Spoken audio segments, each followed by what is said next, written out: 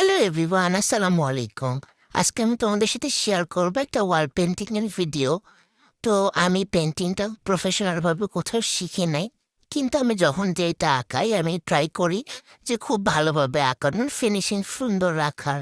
আমি ইউটিউব দেখে দেখে, এফবিতে রিলস দেখে এই টুকটাক কিছু এভাবেই শিখছি আর্ট করাটা। তো মজার বিষয় এইটা যে আমি যখন থেকে আর্ট করাটা শিখছি, কিংবা আমি বুঝি যে রং জিনিসটা কি, তখন থেকে আমার আশপাশের কোনো জিনিসই আমার ফেলতে ইচ্ছা করে না।